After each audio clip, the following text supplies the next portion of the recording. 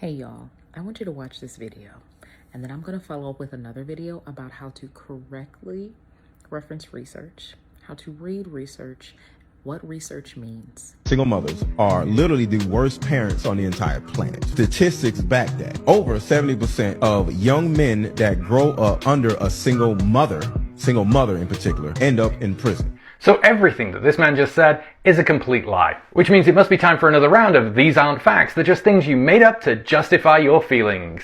Now, the often quoted statistic is that 70% of inmates come from single mother homes, which would represent about 840,000 of the 1.2 million people incarcerated according to the Department of Justice in 2021. Meanwhile, 70% of the estimated 19 million children raised in single mother homes would be about 13 million. And I'm not sure how Aaron's defining young men, but even if we adjust for that, it would still be an absurdly wrong number. Okay, so Aaron misspoke, but what about that 70% statistic? That has to be correct, right? After all, it's repeated everywhere. Women gotta hold themselves accountable because 70% of boys in jail are raised by single mothers. Single sisters are to blame for the high population of men in jail. 70% of youth in juvenile delinquent facilities come from single mother homes. 80% of all youths in prison are from single mother homes. If you compare a single mother, there's 80% chance of going to jail. 80% of all prison inmates came from single mothers' homes. I did the research. 80% of black males who are in jail come from single mother homes. We are filling up these prisons with fatherless kids. Okay, so we're not sure if it's 70% or if it's 80%, if it represents all prisoners, just young men, or only black men. But what we do know is that prisons are full of young men from single mother homes, and the women folk are to blame for it. And this statistic has been copy-pasted across every website for fathers' rights groups and family law attorneys representing fathers.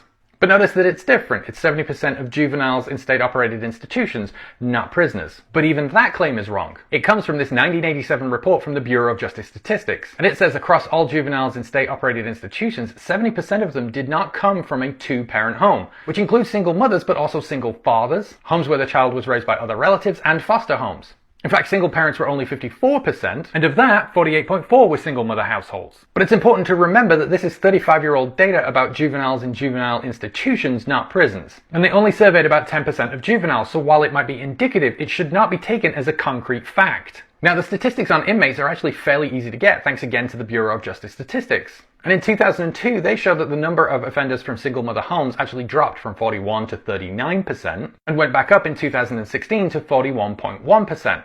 Meanwhile, homes with a father represented 40.7% of all offenders. It's almost neck and neck.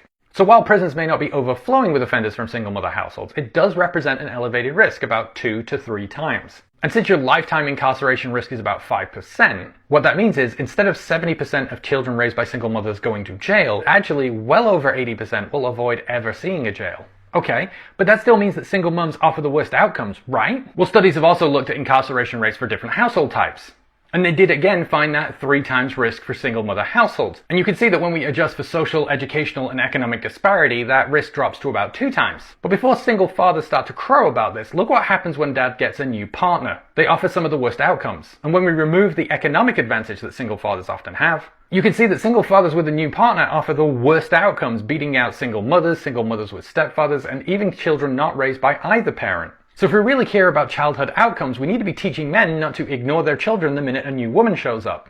And even if we just want to focus on improving the outcomes for single mother households, then we need to talk about what causes them, which is absentee fathers. Because absentee fathers are a huge problem. Anywhere between 1/5 and 1/4 of all fathers have no contact with any of their children. And this is often framed as, oh, my baby mother or my bee of an ex-wife doesn't let me see the kids. But that's also not true, because when we look only at men with high levels of custody, 40%, almost half of those who start out with weekly contact, virtually abandon their children within 8 years, having little to no contact. And studies have looked into the risk factors for father abandonment, and found that once again top of the list is fathers who have a new partner. And if they have a child with that new partner, then virtually all of them abandon their previous children.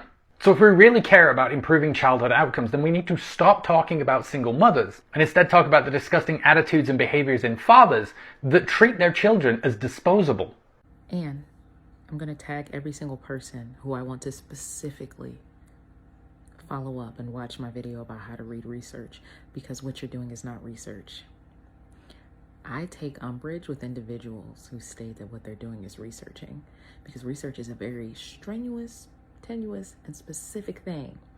What you guys are doing is Googling and opining, and it's fine. Everyone has an opinion, and everyone can provide that opinion, but everyone cannot provide credible research.